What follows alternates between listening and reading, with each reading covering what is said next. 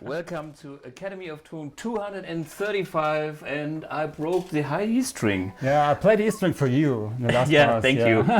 Thank you. Welcome Knut Bausch in the house. Hello. For, I think, the third time? Third time. Yeah. Last time was exactly 100 episodes ago on Academy of Tone 135. This means 100 weeks? 100 weeks. Oh God! You can count years and whatnot. Yeah. When Knut is coming, it's always fun because he is an expert on so many different things. One of them is, you know what? Get rid of that guitar. Yeah. And I use one of those guitars that Knut had his hands on, which is my Hendrix Strat. Yeah. And you did shape that neck for me, and I can remember I built the whole guitar. Yeah, by the way. Right. This was one of the prototypes. Yeah. Correct. So this, this is the story about the vintage Thomas Blug signature model. I first had only the white ones. Yeah. And then I had my Blug Plays Hendrix project band, which is this one. Zack. And for this and this one. And exactly for this, I play this guitar. Hey, see, this is the guitar on the cover. Yeah. I wanted to have the cosmetics of this Hendrix guitar. So we ordered the parts from Vintage. Yeah, that was a crazy idea. From parts from China, because I think it's Vietnam, but anyway. Vietnam, it's okay. It's not an expensive guitar, but you made it work, and you made this prototype because these necks didn't fit into the bodies. Yes, exactly. Because these necks were meant to be mounted on another guitar. Yeah. So my body, which I liked, and blah blah blah, and the electronics was kind of set. Yeah. But we wanted to have that reverse headstock cosmetics here, and the necks that they sent us didn't fit. So you did a fantastic job in putting this together, and then. I can remember Kai was responsible for that thing. Yeah? Kai asked me, how long does it take for one guitar? 10 minutes, 20 minutes? And I said, 3 days. And this is the truth. And out of this prototype, which then has been hand-painted by Daniel Hahn, the son of a friend of mine who has the advertising company, who is a great artist but not into flowers. He painted this one and another one, and then he painted another, I think 80 guitars, or at least a lot, and he hated it so much because flowers was okay for a few guitars, but not for the rest of his life. And then this is still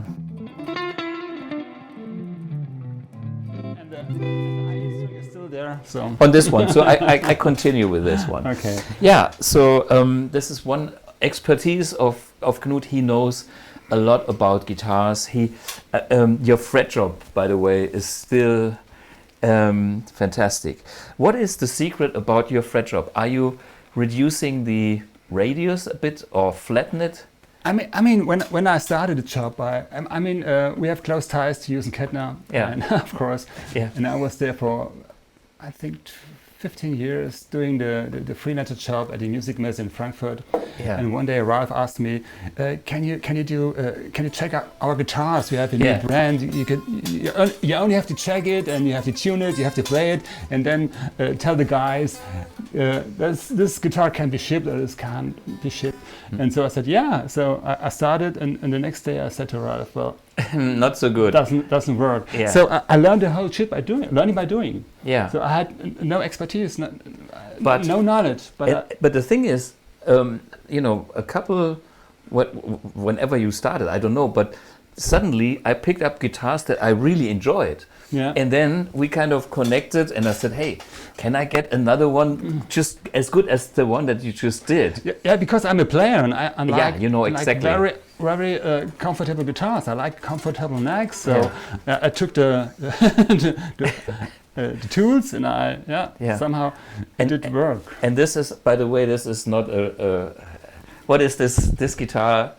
it has a cool logo, but it's not what it says on the logo. No. It is a Knut. It didn't have a logo this afternoon. I applied it a few minutes before I came here. Hit the road. No, it's a Warmers. It's a part caster. Yeah. But Warmers have fantastic parts. I mean, incredible parts.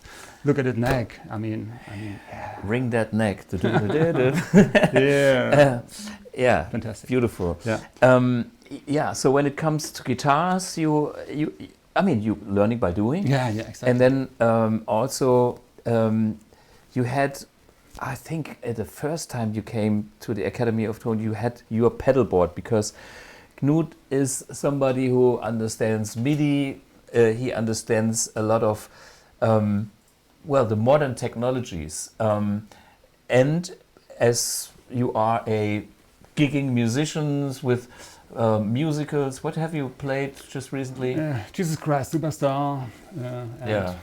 And a couple of then you played in the Journey. We played Journeys last time. Yeah, right? Journey Tribute Band, Total Tribute, and so Blues Band. Knut knows his shit around music, guitars, and the technology. Yeah. And what brings us together tonight is that special new toy of Fractal Audio. It's the VP4 Virtual Pedalboard 4. This fellow here. And actually there's another great connection of this, because it's coming from a distribution company called G66. Yeah. Wait, you just move. Pick your guitar. No. You just move your microphone, because I could see that. And now I will. Back again. Okay. I will do the same. I move the microphone, and then. Ta-da! I have a G66 shot as well, and this is something. Oops, wait a minute. Not too much noise. Because there's a mutual friend that is, whatever I wouldn't say your boss, but I mean, we are talking about Jacques Isler.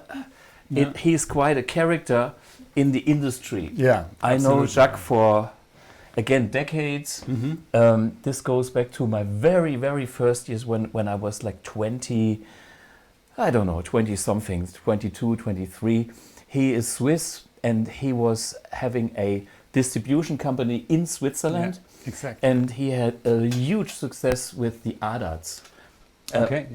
This was on the edge of the distribution of digital home recording. Yeah. Before that, there were only tape machines for millions of or thousands of dollars or euros. We are talking Studer and all that stuff. Yeah. And Jacques had the distribution for these machines, and he was, of course, very successful, and he had a lot of high-tech equipment for studio. And then at a certain point, he has had also Hughes Kettner. This is how I He did distribution for Switzerland, I think. For Switzerland, yeah, exactly. And then there was Stefano as a product specialist working for him, and then later on, Stefano became the distributor for BluGuitar. So I mean, this is the whole thing. So so I'm wearing this shirt in honor of Jacques. The other thing is, Fractal Audio is high end. We're talking high end modeling and effects. So this is. There's other companies. By the way, Jacques brought Line 6 to the market. Yeah. So he's very aware of different products, modern style. Yeah.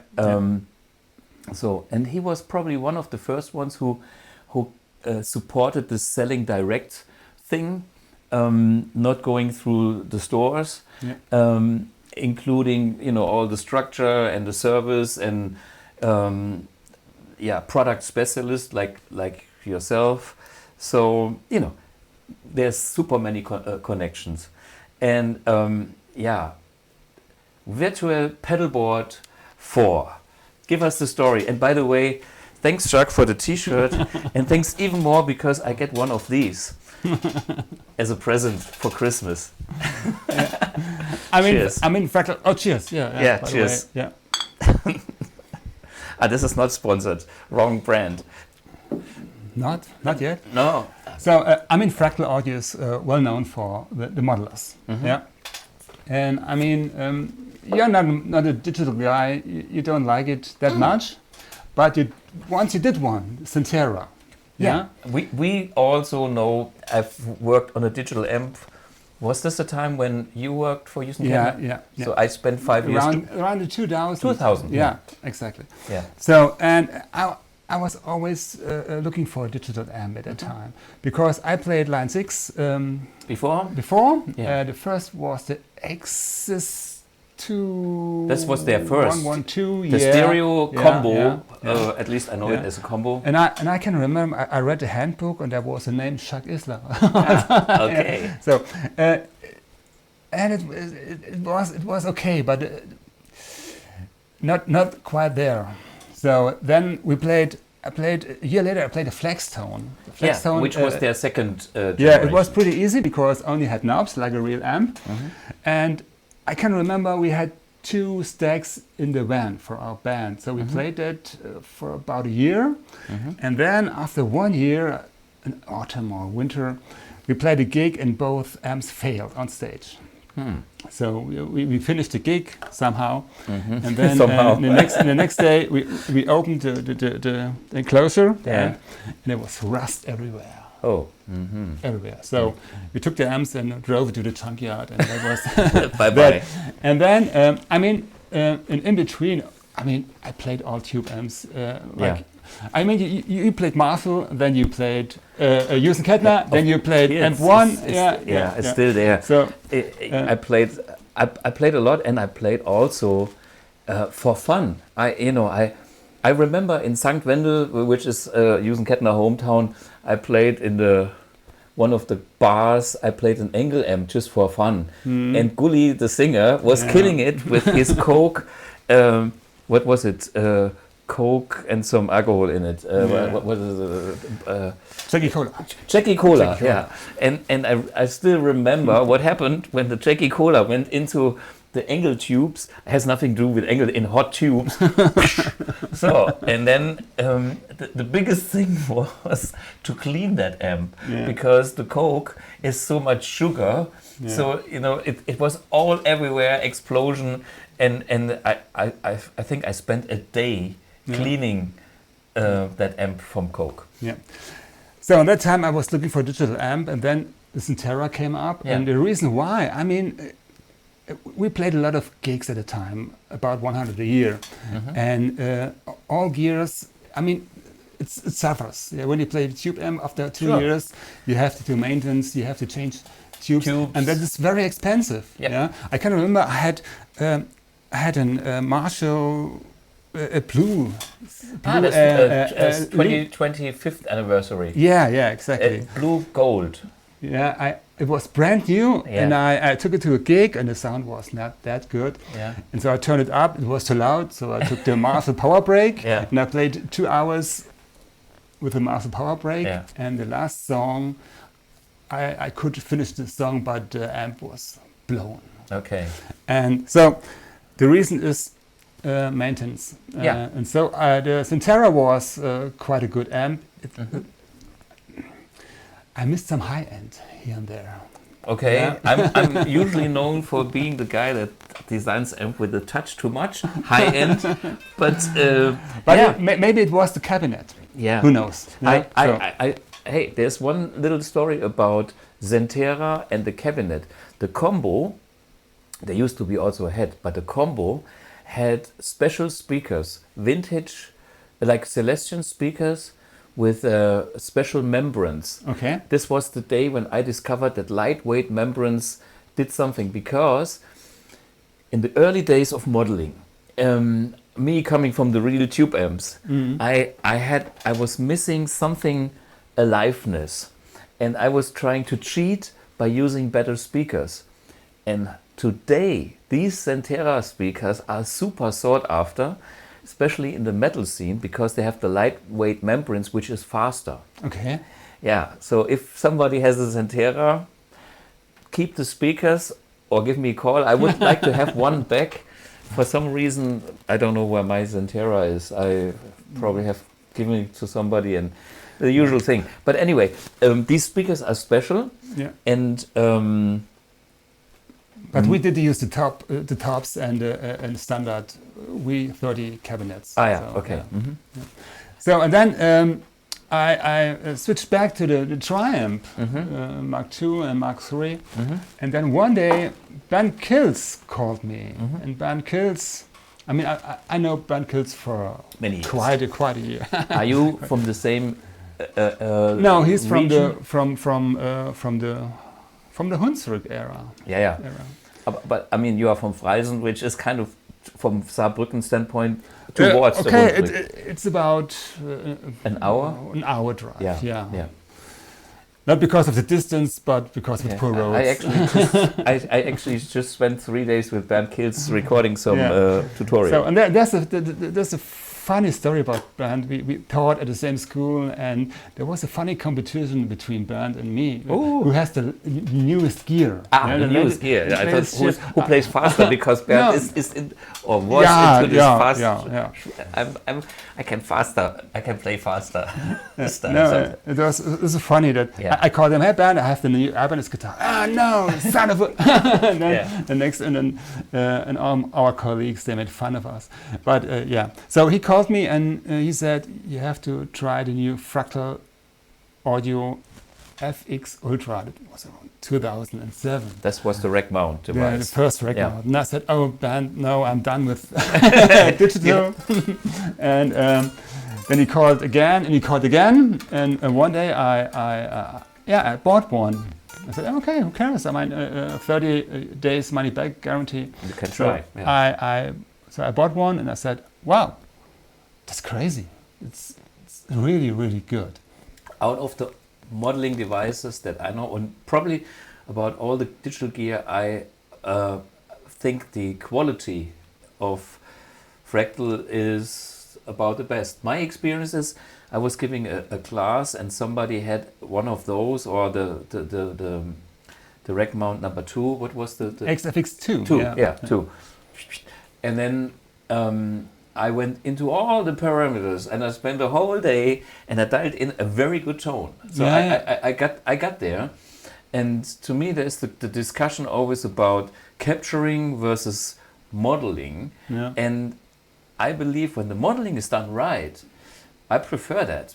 I know capturing is also great, and a lot of people like this capture, Kemper or Tonex or whatever automatic thing. But to me, if the modeling is done right, I prefer it in a way.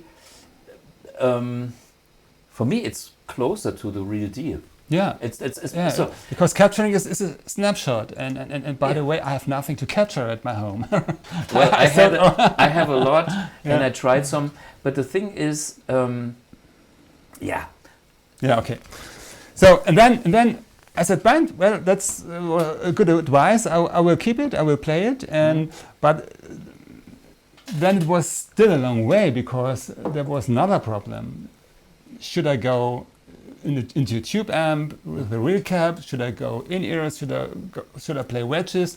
And then FRFR came up, and so the first cabinets I bought were atomic wedges, tube-driven wedges, and at that time I already had my XFX2, and then Saga called me and said we need a tour guitarist for the German tour.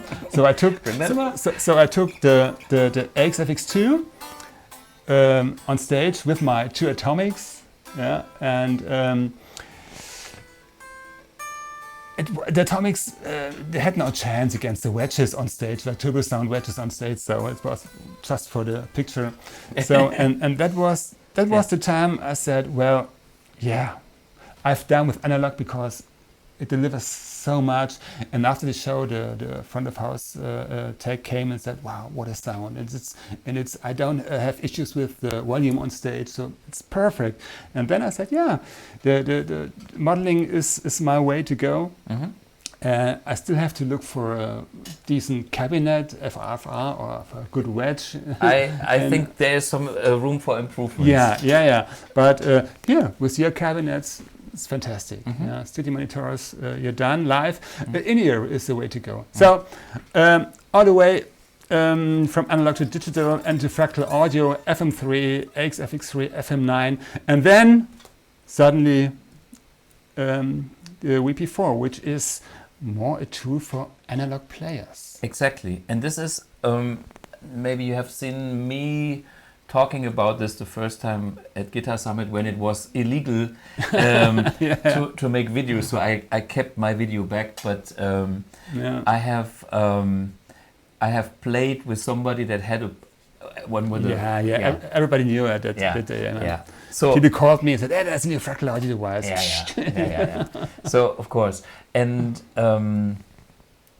it was Andy Woods, and I did a little video on that thing, which is now a product that only lives in the pedal effect world, like pre-post effects, or when what. It's kind of the best of the fractal effects put in one box. Yeah.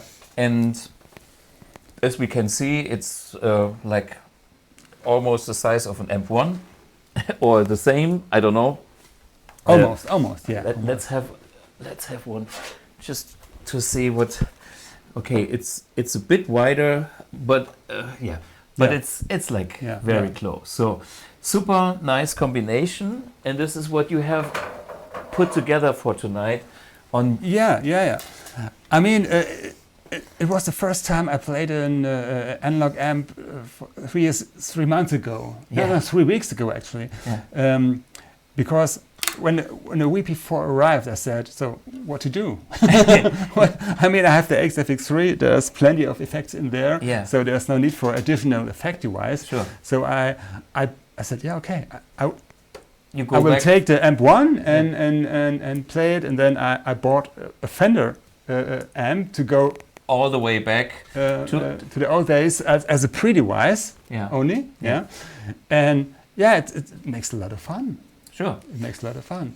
So with maybe you can explain, as the product specialist, a little bit about what's in there, how it works. We at this point you are already in the 4-cable method, or no. Okay, so this is like the song we just played was as a pre-device.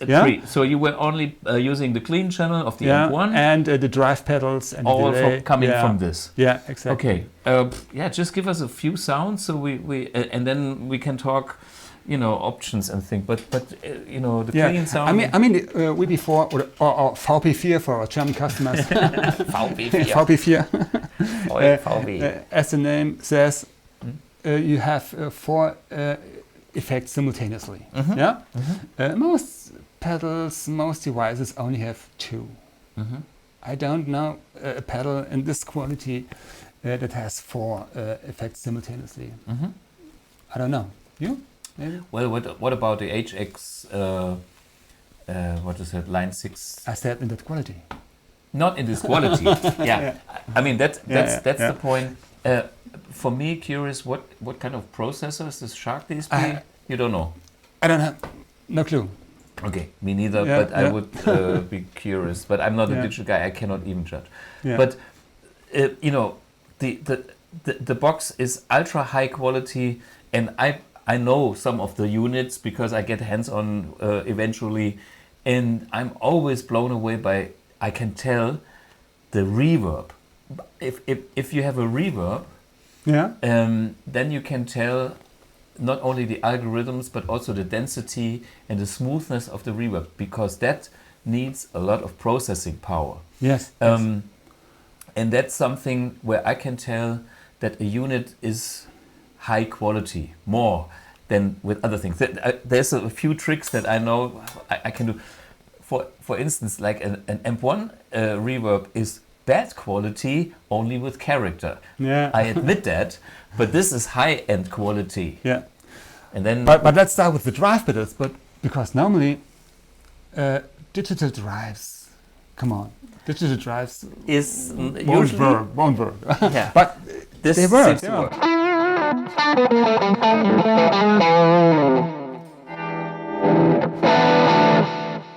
So I'm not sure what model I use here. Let's have a look. I don't know what this drive is. Compulsion. Okay, this is a distortion. compulsion. I have no idea. There are very famous names on there. I won't There's a name few them. of course there's a blues OD, which is we all know that. and the Bender Fuzz is a Fender Fuzz, Yeah. and then there is a BB preamp. I guess that's But look, this is let me have a look. Maybe we can start with so right, yeah.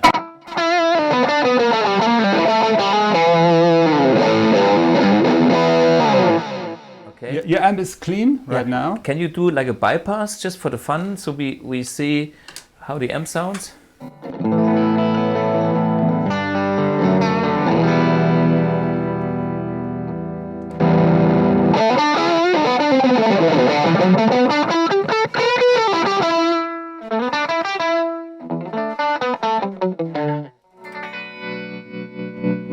Okay, sure, right is a very high gain pedal. Yeah. So, but it works for me. Yeah. It works. Super. Yeah. And it depends. Pretty wise. I mean, it depends on the amp that follows. Of course. Yeah. So you have to adjust the right EQ combination. and, So it's always like the pedal and the amp. But I took the VP4. I put some presets together. Actually, I put one preset with 4 scenes. Mm-hmm. And I played the whole evening with those 4 scenes. Yeah, it was clean, crunch, a lead with a bit delay. Mm-hmm. Yeah.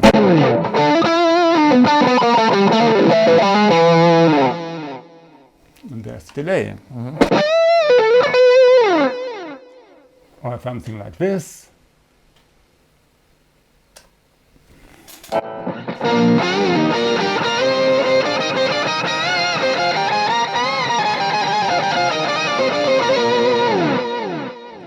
That's a pitch shifter. But you mentioned reverb, so let's go to the reverb. Expensive reverb. So what kind of reverb do you prefer? Plate. Plate. I'm a plate. A plate guy. I'm a plate kind of guy. I own a real plate. This will be a special episode when I have an ET. Where? Here? No, not in this house. I have actually 2. Guys. You have 2 houses. No, one is sitting at my father's garage. Okay. I would sell one original EMT reverb plate because I have 2, and one of them stays in a friend of mine's studio, Marcel Sude. Anyway, and the second plate can go. I have seen on Reverb they go for like 13,000. The fucking old machine goes for 13.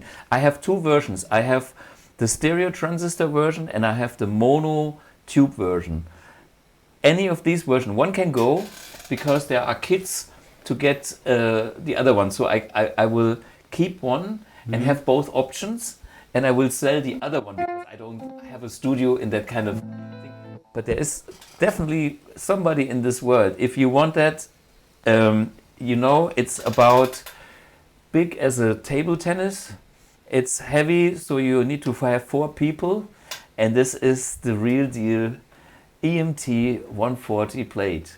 And I don't know if it's in there, but take a look. We have a lot of plates there. Yeah, just give me a plate. London plate? Give me whatever. I don't know what London means, but I mean, it's probably the town in England.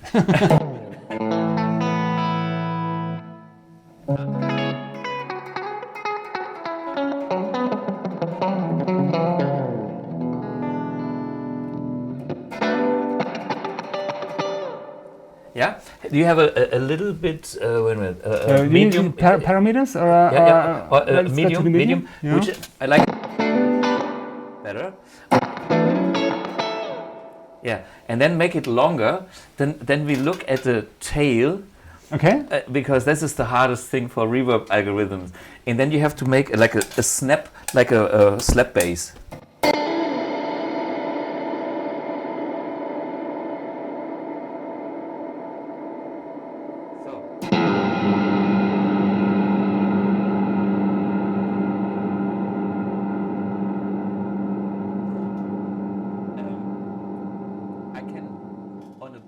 Reverb, you will get like a ringing note. You can hear like a resonance, like one note that comes out of the repeats and stays because the way it's done, it's kind of copying tails and pitch shifting them so they are not building this up. Okay. And a cheap reverb does cheesy chips. You can hear the waves.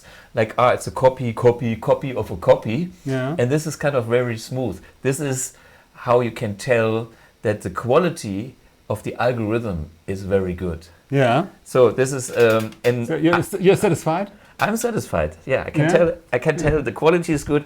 The rest is dialed in the right parameters to your liking. But and what about a spring? Let's have a look. Yeah, spring is always spring medium.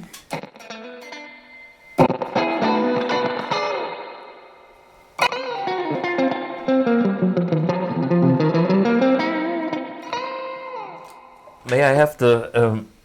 Let me do the snap.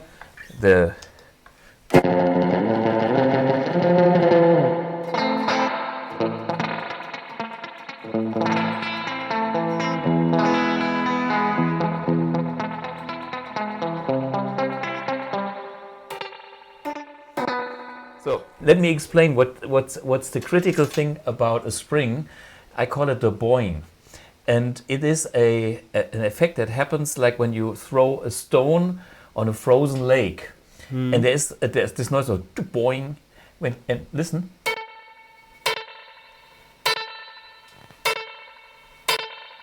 We can hear that. Yeah. And only if the boing is right, the quality is good. Because that requires, again, a lot of processing power. You can choose a model, then you have very easy controls. Yeah. So like time, pre-delay, of course, no? Mix. But then you can go into deep. Then you have all the parameters. You don't need to.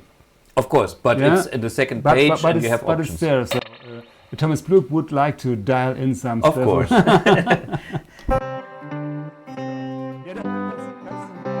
But that's when you're playing in a joint tribute band, you often need some crazy reverbs, like this here. This is a Plex delay.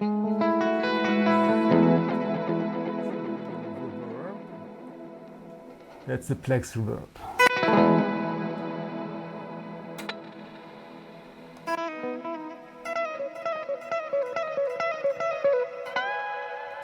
That's more for the ballads. Okay.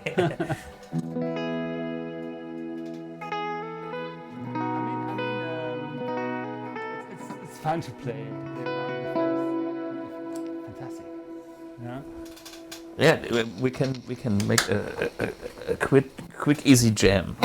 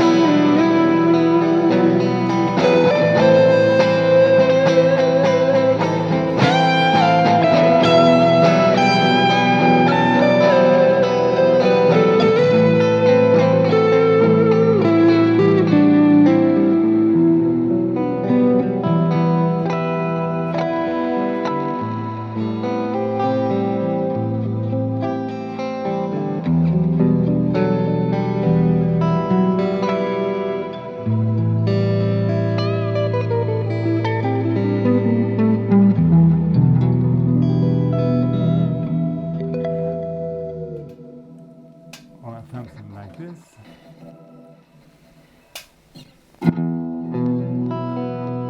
One thing, spillover, which means when you change to another preset, you can still have the other one ringing. That's another hint for processing power. Yeah. Okay. Yeah. Yeah. I like this one. Star Wars.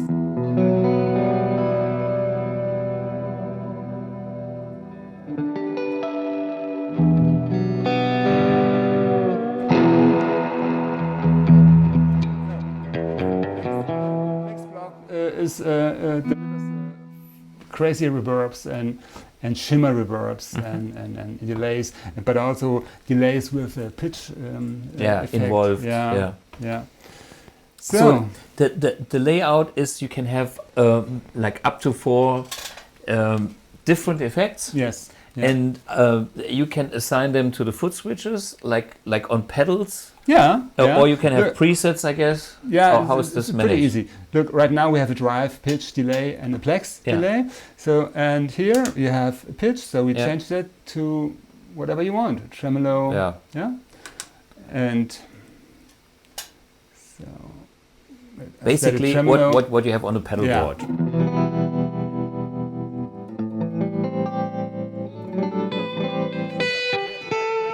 Mode right now. So if you like to switch on or switch off effects, which I never did, I don't like it. I'm a preset guy. Okay. So, but then you can activate your effects the old school way. The old school way. But you can also use the preset mode. Yeah. This is it would be useful in combination with your Amp1 because in preset mode, the VP4 transmits program change messages. Okay. Yeah. So each preset can send a different number and switches the Amp1, and you can program your amp accordingly. Yeah. Yeah. By MIDI learn. It's and on top. Yeah. With control changes, you can have like the second gain and master, which is. The gain is kind of interesting, but the master is not really needed because it's easier to have in your. Yeah. Right now the VP4 only transmits PC messages in preset mode. We also have a scene mode. So I mean each preset offers you 4 scenes. Yeah. You see here scene 1 to 4 in a preset. But right now. The scenes doesn't transmit PC messages. Ah, okay. Well, I guess will be soon. Okay. So software is a bitch. No, you can still work on things and edit on this. Well, I mean, the idea behind the VP4 is it will be part of a bigger pedal board like this one. So.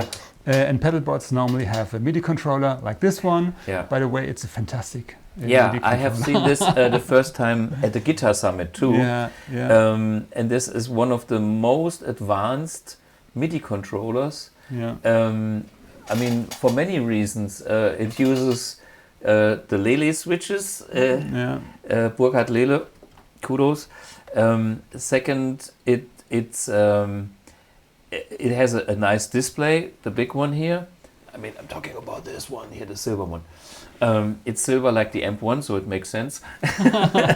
And no, it is a nice layout too, and very practical. Plus, I think the implementation of the options is done very nicely. Yeah. So when you come from the digital world like XFX, FM3, FM9, you're used to control other devices with your FM9. Yeah, sure, because you have the switches there. The MIDI capabilities of the FM9 are fantastic. Yeah. So, not yet here, but is it needed? Because, as I said, normally there's a controller on the board. And you control each and every parameter in the VP4 with the MIDI controller. So So, but this has already like a MIDI out. Just to clarify, but it's sending program changes, no problem. Yeah, but the control changes, especially on the scenes, would be a wish on your wish list. My guess, of course, on my wish list. My guess, it will be coming next year. Or so. Yeah. Maybe you know the company, you know how they work, and if the good thing about smaller companies is people are closer, so if you have something, it will be heard. Good. So I mean, this pedalboard here is a Swiss knife pedalboard. I mean, I can use it as a pre-device for any amp. Yeah, we can use it in the loop of the amp. There are also analog switches for analog amps here, but controlled via this MIDI device. So the idea behind this is because that's the way people maybe will use the VP4 in combination with external pedals or with a noise gate or something like this. By the way, this is only isolation box only in the 4-cable method. Yeah. Because 4-cable method is a PITA when it comes to different amps. Yeah. So not with yours, because we don't need isolation boxes with Amp1. We don't need one. That's the thing. If we look at pedal boards in general, there's ups and pros and cons about pedal boards. The less pedals you are using, the simpler it gets, and the more pedals you are using, the more complex it gets. In the analog world, with all the tube screamer and you name it pedals, you usually have a power supply. Yeah. And then if you use a red box or blue box, sorry, a blue box like this one here, or where's yours is sitting there. The blue box also needs a power supply, and the first thing, if the isolation of the ground on the power supply is not correct, you can have a loop. If you use the same for the blue box, which is at the power amp stage, at the end of the amp, and another pedal in front of the amp, let's say a tube screamer or whatever, then you have this is a very sensitive loop. Yeah. With two separate power supplies, no problem. With a great isolation on the power supply, also no problem. But we have a lot of customers that face issues because they simply connect to the power supply. It works, but there's a or something. And so the thing is, when you build a pedal board, you should be aware of that. And one thing that I usually do to track the problem, to isolate where that extra unwanted noise is coming from, is I have that like virtual battery, like a battery pack, 9 volt, plug it in, because that is not grounded. It's not connected. And then I check unit by unit where it's coming from. And then with good old tube amps, we know if you have 4-cable method, and then maybe even have longer cables. That's the big advantage of an Amp1, because the Amp1 sits like very close to the effects when it's mounted on the pedal board. There is not so much shit going on in length, and that can cause ground loops and stuff like that. But if you have a traditional old tube amp that doesn't sit on your pedal board because it's too big, it sits over there. And then you have long cables, and then this is a must. Because usually you plug into even the Fender with no gain, and it starts to. So there is something there that is not wanted. It's very likely. So I already tested the VP4 with your amp. It works perfectly. I've tested it with my duotone from Hughes Kettner. And it had a problem. So I need 2 of them. But it's, I mean, a lot of customers, they call me or write via email. I have a hum when I use my FM3 as a 4-cable method, and I said, sorry, that's the amp. But there's a weapon in the FM3, FM9. There's so-called humbuster cable, a special cable you can use to avoid hum. But there's no humbuster here. So you need that. I need yeah. that. But this is, I mean, as you are doing customer service and as a product specialist, you get all the phone calls. Yeah. And the funny thing is, people think it's your fault. This is why they call you. But in the end, I think very often it is a technical thing that occurs in the combination of different devices. Yes. And yes, it has yes. maybe from different kind of technologies or whatever. Yeah. And so the world is complex. Yes, yes. So if you buy a VP4 and you have hum with your 4-cable method, it's not the VP4's fault. No, and you can always find out about that by isolating and just use one unit at one time. Yeah. If this is clean, the unit is fine. But in the combination with the next unit, then the trouble can happen. Yeah, I mean, there's a reason why this exists. Yeah, the devices like this. Burkhard Lehle, for instance, is not doing these boxes for no reason. You know, they are there because they are needed a lot. Yeah. And when you look at the bigger switching and rack systems of Steve Lukather and stuff, they always have these. But it's funny because, as I said, I play XFX3 for so many years now, and when the VP4 came out, I went back to this whole building a pedal board and all the problems with the 4-cable method and the hum and the noise and the buzzing. And I said, thank God I'm playing the XFX3. Yeah. But it makes a lot of fun. I always think once you have to find your way, and you have to find a way to make your system work consistently, and that's sometimes painful. And that the more you want, the more complex it gets, and the more you have to think about the issues that can occur.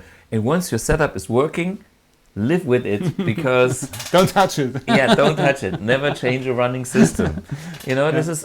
I still have my old pedal boards from the Triumph. I have my Amp1 pedalboard, and I will not disassemble this, because that's for me, that's a piece of history first, and second, it is. I worked quite a lot to make everything working smoothly for me, and I sometimes revisit that thing just to see where I am with my MX or what other things. It's like, okay, now I know, and sometimes I get inspired, and sometimes it's like, okay, thank God that I moved on. And so. As I said, this is a Swiss knife pedal board, but if I would use it only with an Amp1, I only would use the VP4 and the Amp1. That's all you need. And maybe a pedal. Yeah.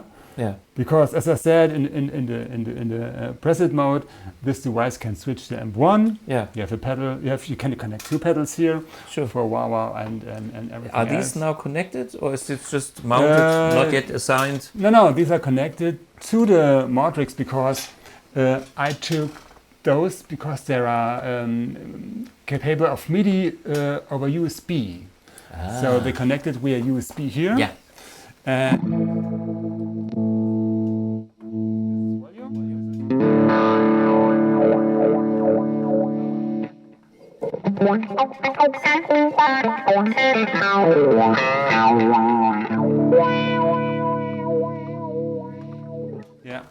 Hey, by the way, I have to mention these pedals. I like them a lot, and they have a way to adjust, like the stiffness.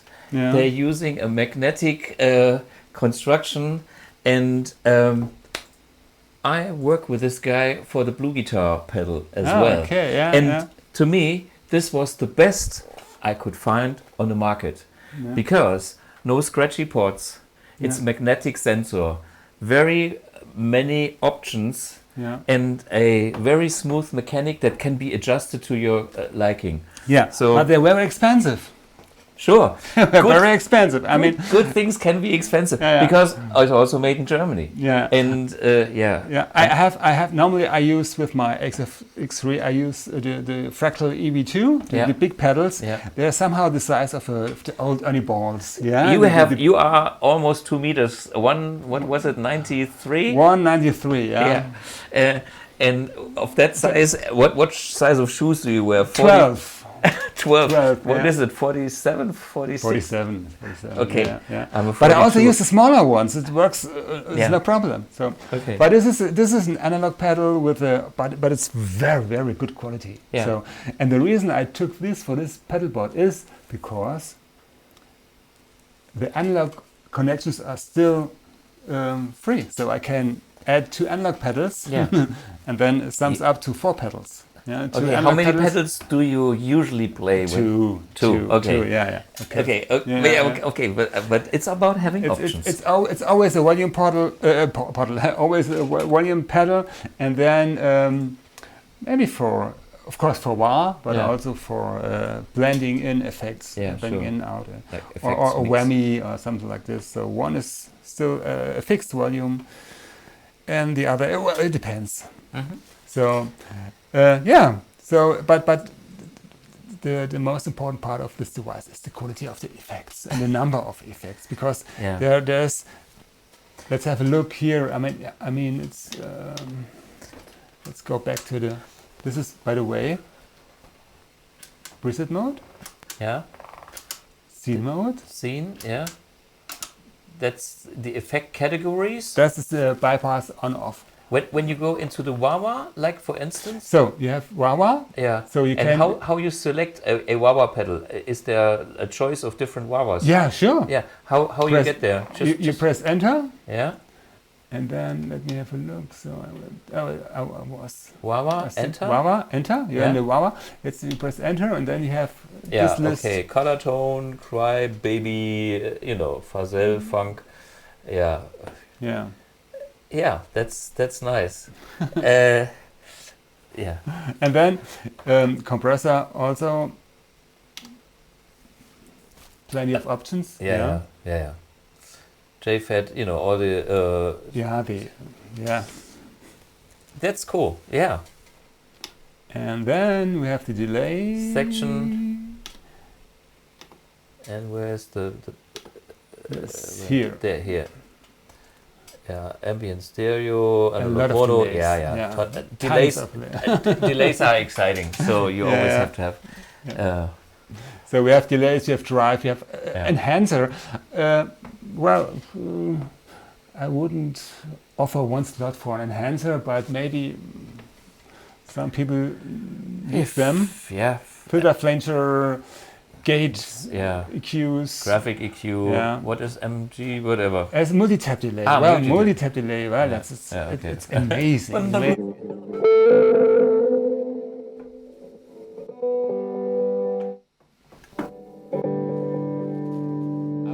We have to kill the wah-wah Yeah. on A. Yeah.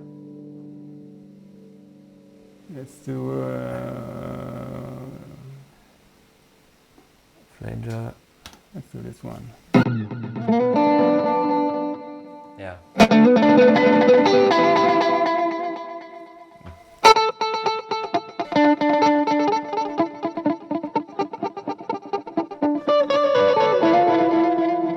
This.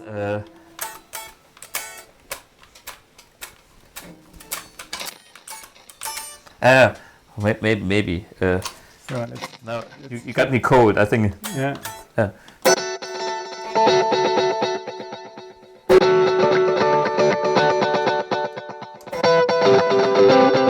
Yeah, this is B minor. Fuck, I forgot about it. Yeah.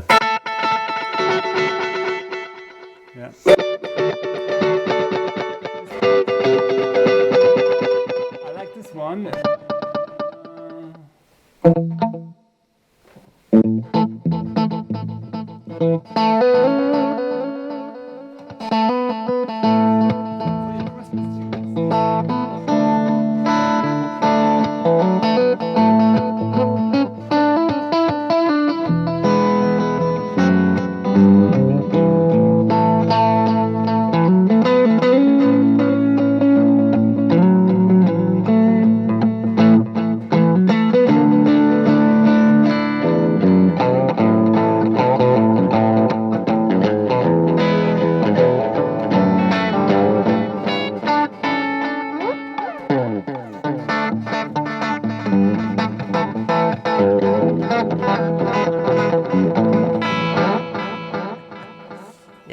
delays. This is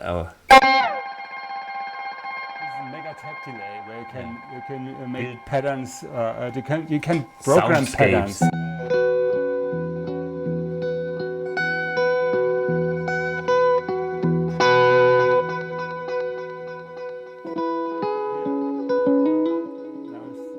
Okay. Just anything.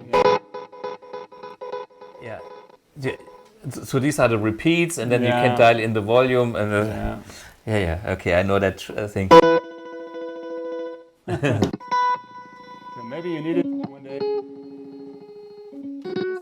This is for you, phaser.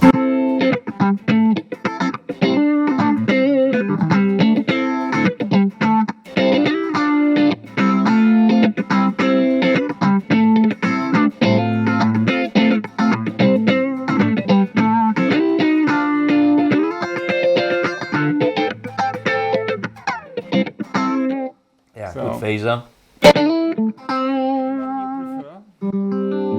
You have a small stone?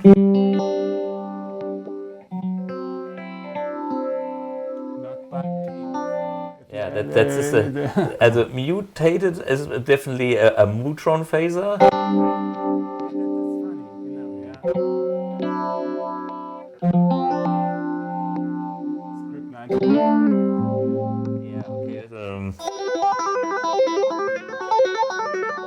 Yeah, we need some overdrive for that, but anyway. Yeah, cool. Tune phaser is, yeah.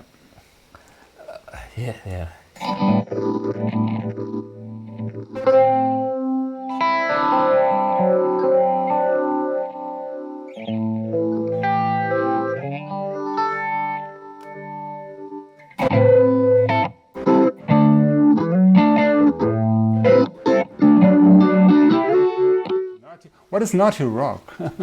I don't know. I don't know. It's, Yeah, very cool. And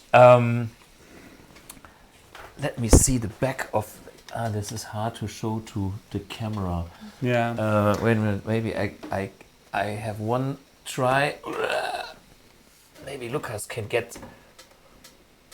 So this is your pick. So here we can see like the two inputs. There we can see like the two outputs. Then we have the two pedals. Then there's very important. Digital in and out. Digital in and out. Power. It seems MIDI with the 3.5 millimeter sockets. Yeah.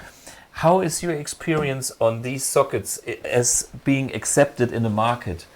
Is this okay? I mean, so, some people discuss if they're accepted. I don't know, but I like them because they're small. Yeah. They don't take Yeah, but it's not much fun to solder an adapter. I did last week. It's very tiny. Yeah. But it works. Yeah, it works. Okay. So, but the digital in out it's very. I think in the digital world, very important to have those out in because when you stack digital pedals.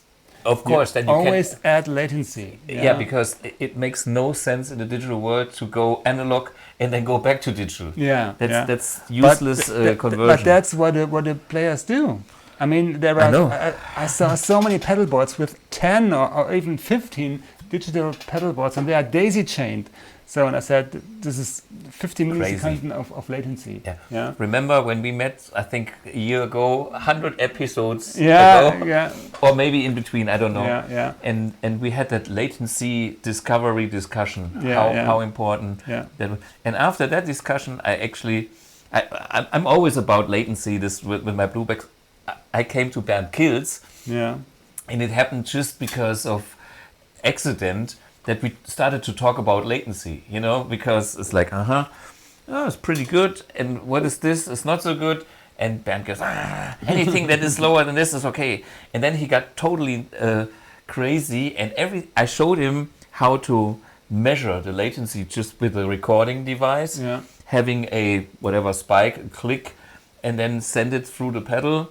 And then have a stereo channel and have the other one only directly. With the cable. So, and then you compare. Maybe they have an offset because there is an interface that has latency, but you get rid of the offset, and then you can tell this is 6 milliseconds, this is 2, and this whole chain comes up to 12 and more, and then it's no fun. So, but with the digital in and out, you can avoid that. Yeah. So, for example, you can use two VP4 as pre-device, chain them together with with a digital I/O, and you can use two for post effects. Yeah, sure. If you want to spend so much money for 4 VP4s. But Jacques will love us. But you can reduce the latency. That's very important. Yeah. Because I can remember you came to my place 2 years ago with the prototype of your Amp1. Yeah. And we compared them to the FM9. FM9. Yeah. You played FM9. You said the FM9.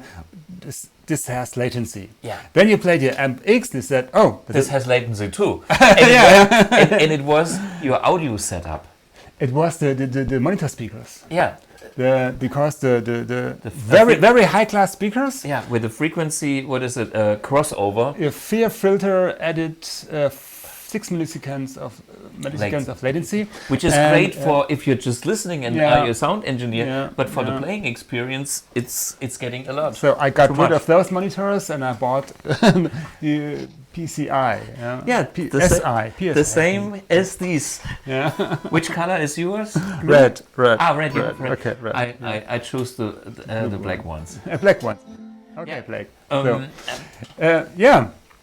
And that's the VP4, and again, normally I play my AXFX3, so I made this board. Maybe I will play it in with my blues band or with in sessions, to old school with an Amp1 or with a Fender. Maybe sometimes with a duotone and a 4-cable method, but.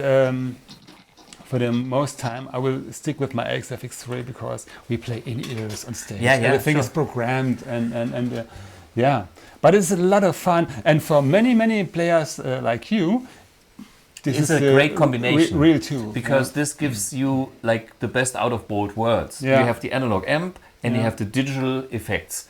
And with this kind of high class level, it is the best you can get. And then both similar size. Compact. I'm just seeing your old pedalboard. So, and you can see this is Knut's old pedalboard. Wait a minute. Do I have something to lift it up? Just one sec. Yeah.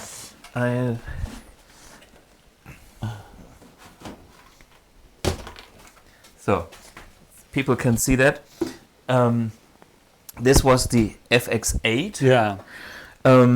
Mark II, and that's also a similar approach, like exactly. I mean, this has, as the name states, 8 effects at the same time. And it has also more features, but it was very expensive at the time. Very expensive, and just look from the space. This is the new one is the size of the Amp1.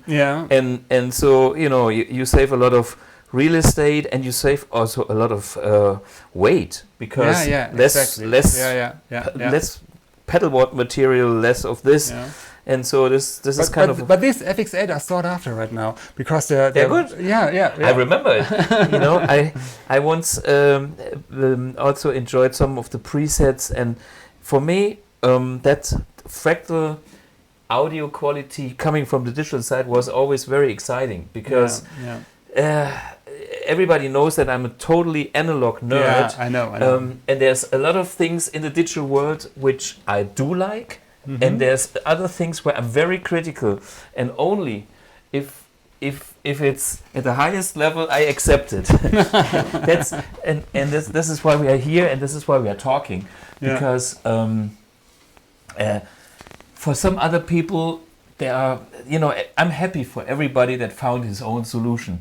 And if you are happy with a 299, I'm not saying the name of anything, and if this is your sound and it makes you feel great, fantastic. But I'm a snob, and so I'm more torn to the stuff that makes me happy. Unfortunately, some of that stuff is vintage, which is again another thing in general. Like the guitar that I used at the intro song.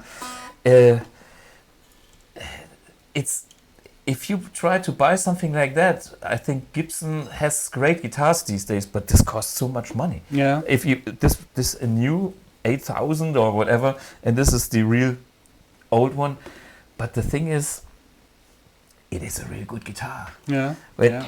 hold for 1 sec. I'm not. I play the. Oh no, this is your cable. Now it's getting a bit confusing. Wait a minute. But just to show you.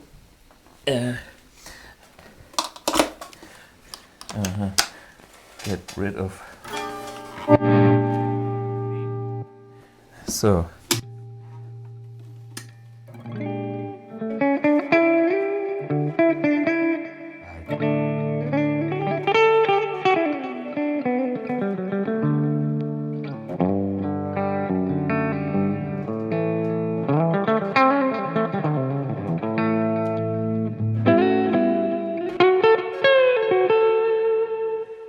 When I listen to a good sound, to me that sounds good. Anyway, but I feel like that's it.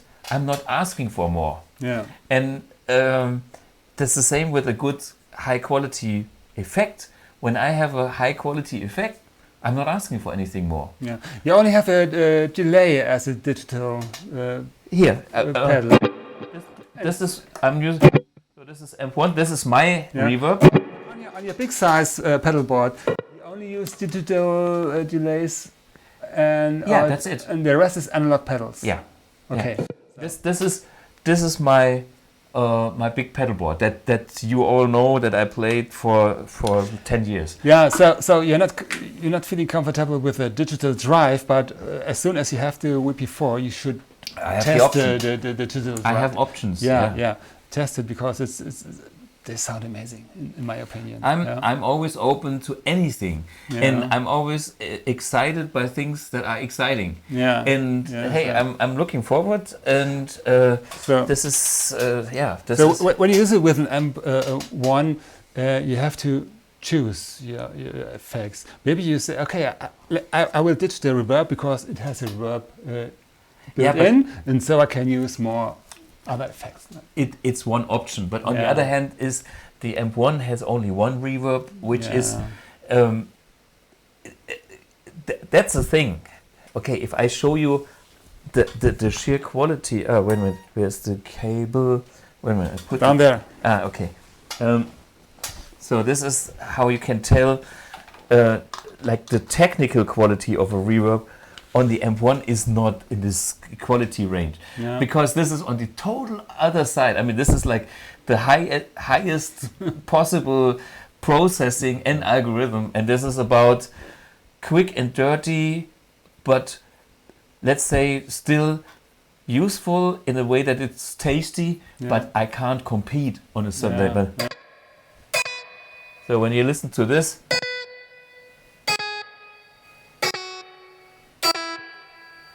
it's a reverb, okay, and I designed that reverb in a way that it's also nice, in a way that the guitar is always in front of the reverb, and so it's in a way musical. But when you listen closely, can you hear there's it starts to make this kind of, it's on the edge of making these things. Yeah. I'm totally aware of that, because that reverb quality you get only with such a processor. Yeah, exactly. And my DD2, but this is, I'm sure this can be done with that easily. No problem. Absolutely. And but that's the next thing that I learned, to get such a special reverb, you usually have to dial in quite a lot, so you probably end up using a different one that is also very musical. So when I have this unit, I will go and find something that is not exactly like that, but will do a great job, maybe even a better job. Yeah. We will find out. Okay, hey, by the way, this was the song that we played at the intro. I learned it just for the show. And me too. Yeah, and Knut too, he came up, this is a cool song, let's play that thing.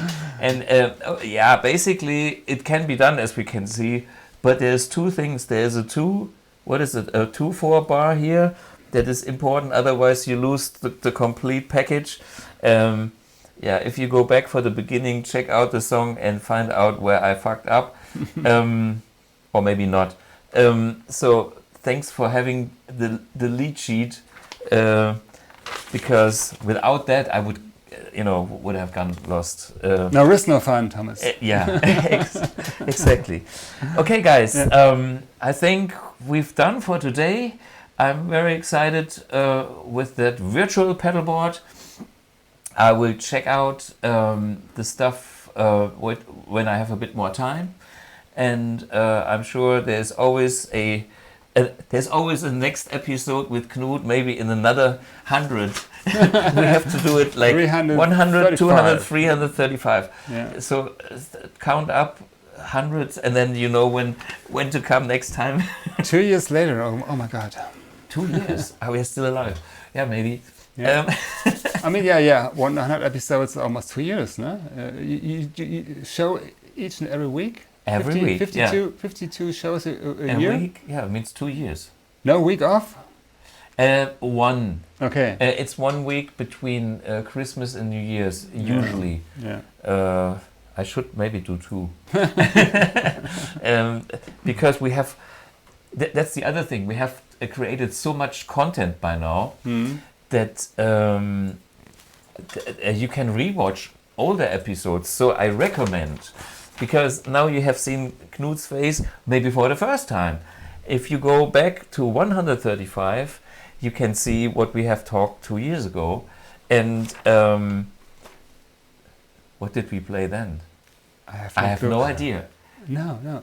See, that's a good thing. Yeah. We have no idea, because there is a past, there is a present, and there is a future. And we have no idea about whatever happens next time.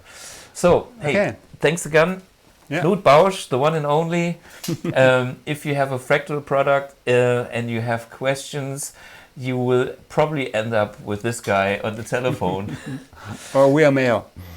Or via mail, yeah. Which gives you more time to check when it's best to answer. I understand. And when you have a question about BluGuitar products, there's also service@bluguitar.com email. That's also a very useful email address that you might use.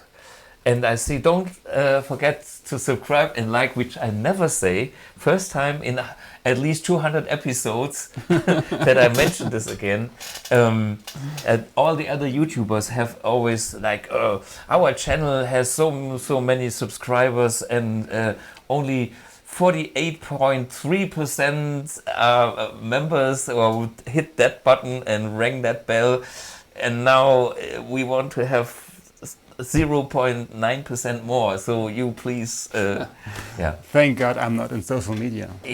So thank God it's Friday. Okay, thanks again, Knut, and see you guys next week with some fresh content. Bye bye. All right, bye. Cheers.